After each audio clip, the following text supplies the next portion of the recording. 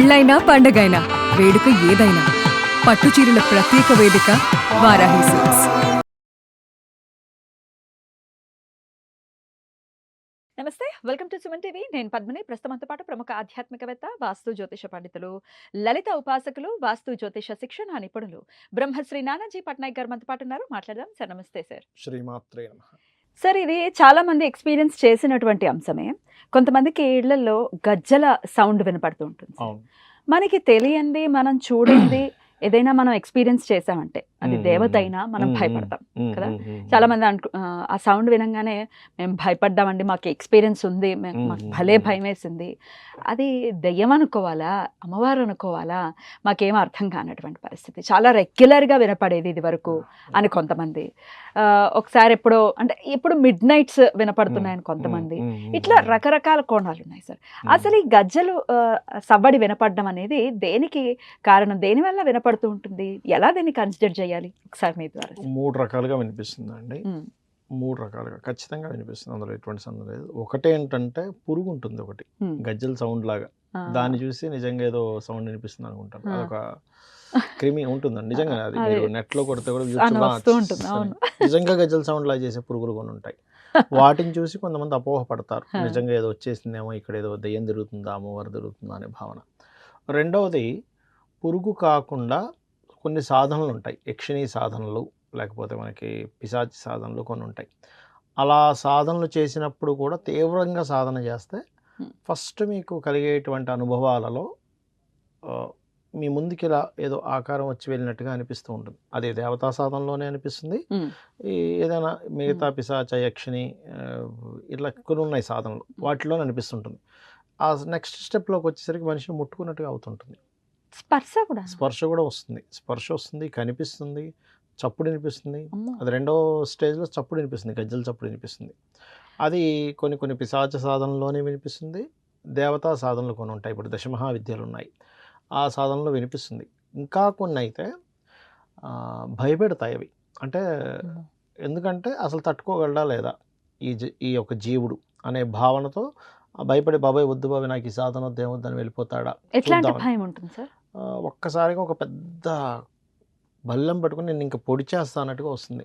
ఒక్కసారి వదిలి పారిపోయిన వాళ్ళు ఉంటారు, సీరియస్గా ఉంటుంది. ఎందుకంటే అంటే చిన్న ఎగ్జాంపుల్ చెప్తా చూడండి. ఇప్పుడు మనం ఎవరినైనా మన దగ్గర ఎవరైనా ఏదైనా ఇప్పుడు నేర్పమన్నారు, పాతకాలంలో చూడండి కొన్ని విద్యలు నేర్పమనేటప్పుడు శిష్యులకు తొందరగా నేర్పేవాళ్ళు కాదు గురువులు.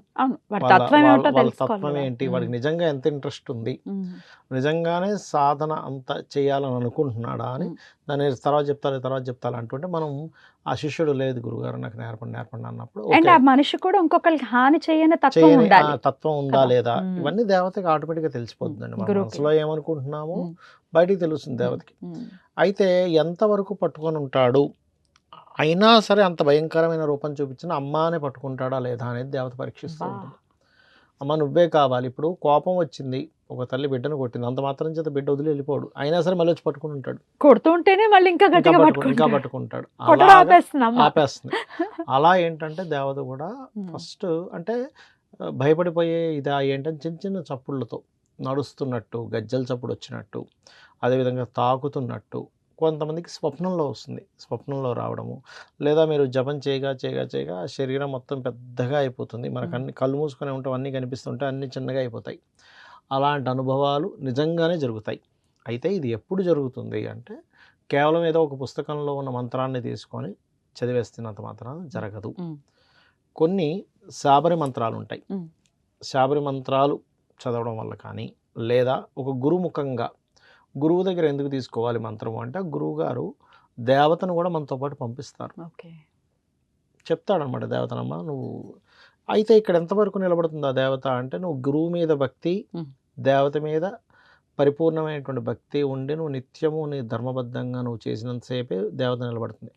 అదర్వైజ్ గురువు మంత్రం ఇచ్చాడు కదా మనకేముందిలే ఇంకా అయిపోయింది, మనం పెద్ద హీరోలం అయిపోయాం అనుకుంటే దేవత నిలబడదు.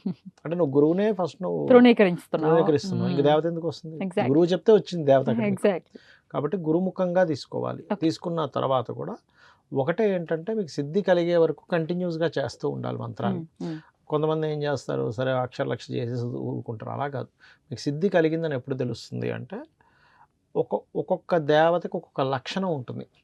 అది యక్షులకి ఉంటుంది, యక్షిణీలకు ఉంటుంది, డాకినీలకు ఉంటుంది, రకరకాలు ఉన్నాయి, సాధనలు ఉన్నాయి. ఒక్కొక్క దానికి ఒక లక్షణం ఉంటుంది. ఆ లక్షణాన్ని బట్టి మీలో ఉండే మీరు చేసేటువంటి మంత్ర సాధనని బట్టి అది దర్శనాలు ఇస్తూ ఉంటుంది. వన్స్ మీకు గనక ఏదైనా ఒక మంచి దేవత దర్శనం ఇచ్చింది అంటే అది మీకు మీరు చేసే సాధనని బట్టి, ఇప్పుడు చూడండి తను ఎప్పుడూ మిమ్మల్ని కాపాడుకొని ఉండాలి, ఏం జరిగినా సరే తను చూసుకునే స్టేజ్ హయ్యర్ స్టేజ్. ఇప్పుడు అంటుంటారు చాలామంది, ఏమిటంటే రోజు పూజలు చేస్తున్నాము కానీ ఏంటో మాకు పెద్ద ఫలితంగా రావట్లేదు అంటే అది ఇంకా హయ్యర్ స్టేజ్కి వెళ్ళలేదు. నేనేం చెప్తానంటే ఎప్పుడు కూడా ఒక ఉదాహరణ చెప్తాను. ఏంటంటే మహాభారతం తెలుసు కదా, యుద్ధరంగం ఉంది.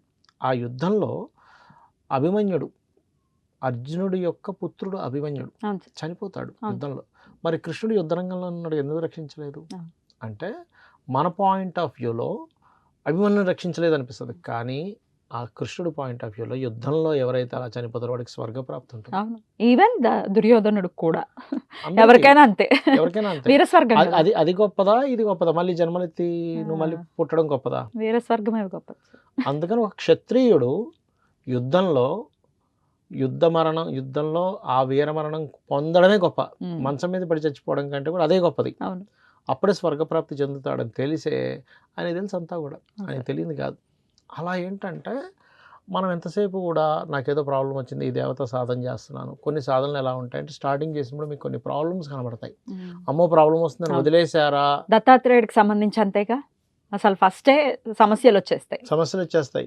అమ్మో సమస్యలు దీనివల్ల వస్తున్నాయేమో అంటే పరీక్ష అనమాట. నాకు ఒక ఫోన్ వచ్చింది సార్, నేను పాదుకలు కొనుక్కున్నాను దత్తాత్రేయుడికి సంబంధించి, అది ఇంట్లో పెట్టిన వెంటనే నేను కింద పడ్డాను. ఏమిటంటే ఈ ప్రపంచంలో కింద పడ్డాడు అందరూ పాదులే కదా, అది లేకపోతే పడరా అని అడిగాను.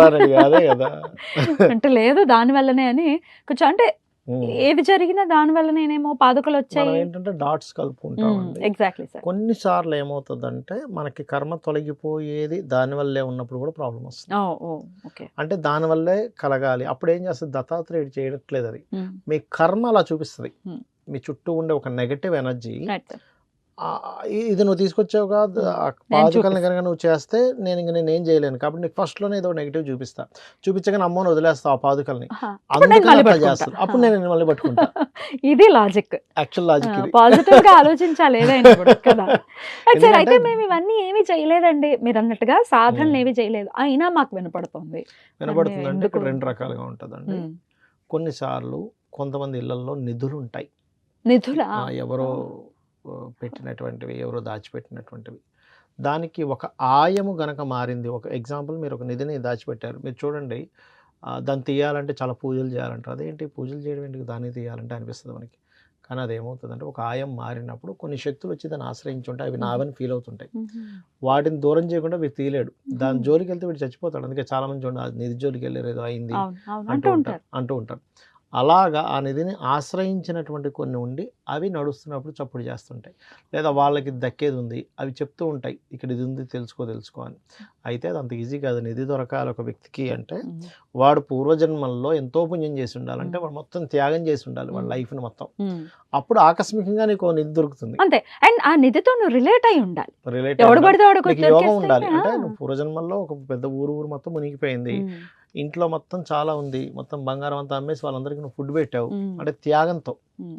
అప్పుడు ఓహో ఇంత పుణ్యం చేసావుగా, ఇంతమందిని కాపాడావుగా, అందుకని నీకు భగవంతుడు ఇంకో రూపంలో ఇస్తాడు. అక్కడ దోచుకున్నా అంతే, నుంచి కూడా తీసుకోగలడు, ఇచ్చిన వాడు తీసుకోలేడు ఏమిటి, అది కర్మ సిస్టమ్ అంతే, అది పెట్టిన వాడు కొట్టగలడు.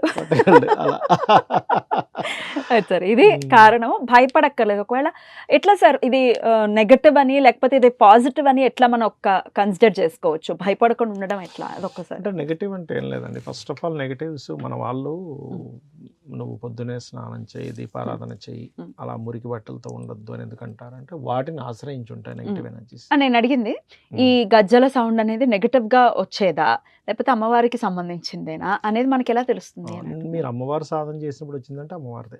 ఏ సాధన చేయకుండా వస్తుంది అంటే ఒకటి అక్కడ ఏదైనా ఒక శక్తి ఉందని అర్థం, లేకపోతే నెగటివ్ ఎనర్జీ అంటే ఏ సాధన చేయట్లేదు కానీ వస్తుందంటే అది నెగటివ్ ఎనర్జీ. ఎట్లా బయటపడాలి సార్ దీని నుంచి? దాని నుంచి బయటపడడానికి చాలా రకాల మార్గాలు ఉన్నాయి. ఒకటి నిత్య దీపారాధన ఖచ్చితంగా బయటపడేస్తుంది. లేదా ఇంట్లో నిత్యము లలిత చేసుకోవడము, లేకపోతే చండీ పారాయణం చేయడము. మరి ఎక్కువగా తీవ్రంగా వస్తుందంటే చండీ హోమం చేసుకోవడం మంచిది. యంత్రం ఒకటి దొరుకుతుంది యాక్చువల్గా. ఆ యంత్రాన్ని చేసి పెట్టుకుంటే కూడా అది 2-3 రకాలుగా పనిచేస్తుంది. ఒకటేమో మీకు శత్రువుల నుంచి బాధ లేకుండా, శత్రువులు ఏదో మీ మీద ప్రయోగం చేయకుండా కాపాడుతుంది. ఏం యంత్రం సార్? అది దుష్టశక్తిని నివారించే హనుమతి యంత్రం అని ఉంటుందండి. దాని హనుమంతుని మించిన శక్తి ఇంకోటి ఉండదు కదా. అలాంటిది. దానికి ఏంటంటే పంచవాసాలు చేస్తారు. అంటే ఎలాగంటే ధాన్యావాసము, పుష్పవాసము, జలావాసము, శయావాసము, క్షీరావాసము, పంచవాసాలు చేసి దానికి పలానా నక్షత్రంలో తయారు చేస్తారు. కొన్ని నక్షత్రాలు ఉంటాయి, వాళ్ళ గోత్రనామాలతో దానికి జపాలు, రుద్రాభిషేకాలు చేసి దాన్ని ఇస్తే దాన్ని ఇంట్లో పెట్టుకున్నా లేదా ఇంటి బయట గుమ్మం దగ్గర పెట్టుకున్నా కానీ మీకు, కాకపోతే దానికి రోజు హారతి ఇవ్వడము, అగరబత్తి చూపించడం, ఏదో ఒక నైవేద్యం పెట్టడం చేయాలి. రైట్ సార్, చాలా బ్యూటిఫుల్గా ఎక్స్ప్లెయిన్ చేశారు సార్. ఖచ్చితంగా ఇది వస్తోంది అని అంటే దానికి కారణం ఏమిటో తెలుసుకోవాలి. నెగిటివ్ ద్వారా వస్తోంది అంటే దాన్ని నివృత్తి చేసుకునేటటువంటి మార్గాన్ని మనం వెతుక్కోవాలి. ఇది ఉపయోగపడుతుంది. చాలా మంది ఈ ఇబ్బందితో, అది ఇబ్బందా ఏంటిది తెలియని కన్ఫ్యూజన్లో ఉన్నారు. యూజ్ అవుతుంది వీడియో. కొన్నిసార్లు వీళ్ళ ఊహ కూడా ఉంటుంది. అంటే పంచమ స్థానంలో రాహు ఉండి కొన్ని పాపగ్రహ సంబంధాలు పంచమంలో ఉన్నప్పుడు ఎవరికి వినపడకపోయినా వీళ్ళకి వినిపిస్తున్న ఇల్యూజన్ లో కూడా ఉంటారు. చాలా మంది ఇది కూడా అంటారు సార్, మా ఇంట్లో ఎవరికి వినపడదు, నాకు ఒక్కడికే వినపడుతుంది. అది 2 రకాలుగా ఉంటుంది. అందులో మళ్ళీ వాళ్ళకే ఆ యోగం ఉంటుంది. దెయ్యం కనబడడం కానీ, లేకపోతే నెగిటివ్ ఎనర్జీ కనబడడం కానీ, వాళ్ళకే ఇల్యూజన్ కూడా ఉంటుంది. అది మనం క్లారిటీ తెలుసుకోవాలి. అది జాతకం చూస్తే మాత్రమే తెలుస్తుంది. రైట్ సార్, చాలా బ్యూటిఫుల్ గా ఎక్స్ప్లెయిన్ చేశారు సార్. కృతజ్ఞతలు. నమస్తే సార్. శ్రీమాత్రే నమః.